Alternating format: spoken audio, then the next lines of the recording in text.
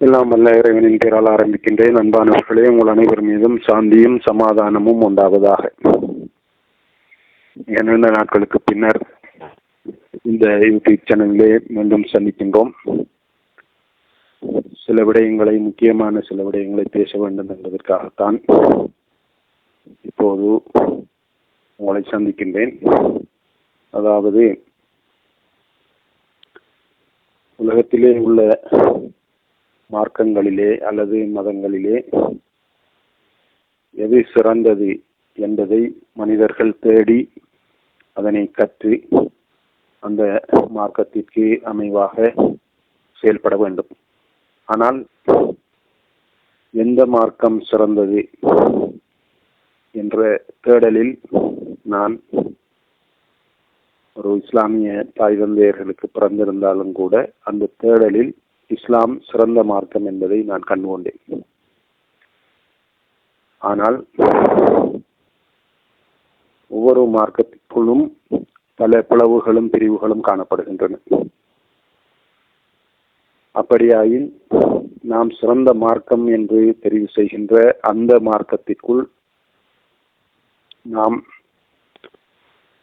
இருக்கின்ற பிரிவுகளில் சிறந்த பிரிவு எது என்பதை தேடி கண்டறிய வேண்டியிருக்கின்றது.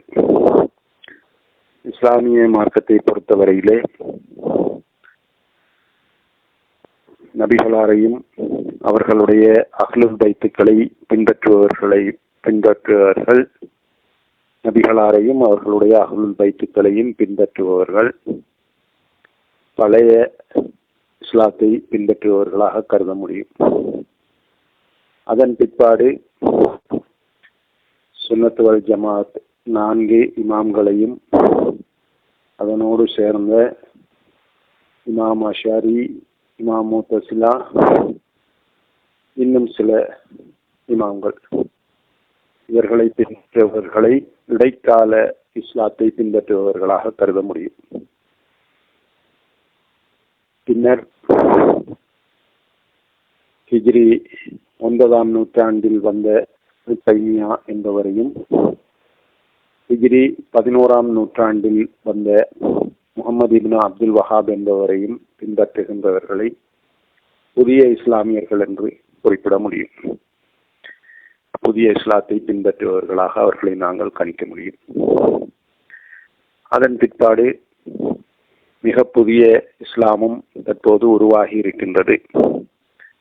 எனவே இஸ்லாத்தில் இறைவனுக்கு அடிபணிந்து நபிகளாரையும் அவர்கள் காட்டிச் சென்ற அந்த வழிமுறைகளை நமக்கு எடுத்துச் சொல்லுகின்ற அவர்களுடைய அஹ்லுல் பைத்துக்களையும் பின்பற்றுகின்ற முறைதான் உண்மையான இஸ்லாமிய முறையாக இருக்க முடியும். இதை நாங்கள் கவனத்தில் வைத்துக் கொண்டு இப்போது இன்னும் சில தினங்களில், 2-3 தினங்களில் எம்மை நோக்கி புனித ரமலான் மாதம் வர இருக்கின்றது. நாம் புனித ரமலான் மாதத்திற்குள் நுழைகின்றோம். இந்த ரமலான் மாதத்தின் பிறை பார்க்கின்ற சர்ச்சை மிக பலமாக தொடர்ந்து கொண்டிருக்கின்றது. அதிலே கடந்த காலங்களில் நிறைய பிரச்சனைகள் காணப்பட்டன. அந்த பிறை பார்க்கும் சர்ச்சையால் ஒரு நோன்பு பாத்திலாக முடியும் அல்லது ஒரு நோன்பு ஹராமாக முடியும். ஆனால் நோன்பு திறக்கின்ற நேரத்தை பொறுத்தவரையில் அந்த நேரத்தை சரியாக நாம் கணிப்பிட்டுக் கொள்ள முடியாவிட்டால் ரமலான் மாதத்தில் வருகின்ற நாம் நோக்கின்ற அனைத்து நோன்புகளையும் நாம் பாத்திலாக்கியவர்களாக கருதப்படுவோம். எனவே நான் முன்னர் குறிப்பிட்ட அந்த பழைய இஸ்லாத்தை பின்பற்றுகின்றவர்களின் பின்பற்றுதலின்படி நோன்பு திறக்கின்ற நேரம் எவ்வாறு அமைய வேண்டும் என்பது குர்ஆன் ஹதீஸ் அடிப்படையில் பார்க்கப்பட வேண்டிய விடயம். குர்ஆனிலே நோன்பு திறப்பது பற்றி என்ன கூறப்பட்டிருக்கின்றது, ஹதீஸிலே எவ்வாறான விடயங்கள் குறிப்பிடப்பட்டிருக்கின்றன நோன்பு திறக்கின்ற நேரத்தை பற்றியெல்லாம் நாம் சிந்திக்க வேண்டும். ஆனால் ஸ்ரீலங்காவை பொறுத்தவரையிலே நோன்பு திறக்கின்ற நேரம் அந்த உரிய நேரத்திற்கு முன்னர் நோன்பு திறக்கப்படுகின்றது என்றுதான் வெளிப்படையாக நாம் சொல்லலாம். இது தொடர்பாக கடந்த சில ஆண்டுகளாக நாம் அகில இலங்கை ஜம்மியத்துல் உலமாவிற்கு சில கடிதங்களை அனுப்பினோம். ரமலான் மாதம் வரப்போகின்றது என்றால் அவர்களுக்கு நாம் கடிதங்களை அனுப்புவோம். இந்த நோன்பு திறக்கும் நேரத்தை சரியாக கணிப்பிட்டு மக்களுக்கு அறிவியுங்கள் என்று.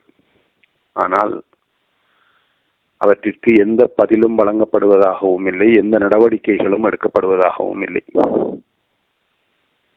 எனவே இவர்கள் மறுமையில்,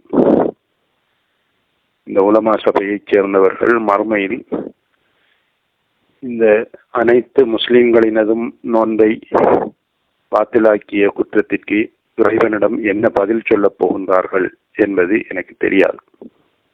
எனவே அன்பார்ந்த பொதுமக்கள், நீங்கள் இந்த நோன்பு திறக்கும் நேரத்தை சரியாக கணிப்பிட்டு தருமாறு இந்த உலமாக்களிடம், அதாவது குர்ஆன் ஹதீஸ் அடிப்படையிலே செயல்படுகின்ற உலமாக்களிடம் கேட்க வேண்டும் என்று கேட்டு, அதற்கு அமைவாக இன்னும் 3 தினங்களில் எம்மை நோக்கி வர இருக்கின்ற ரமலான் மாத நோன்புகளை நாம் சிறப்பாக நோக்க வேண்டும்.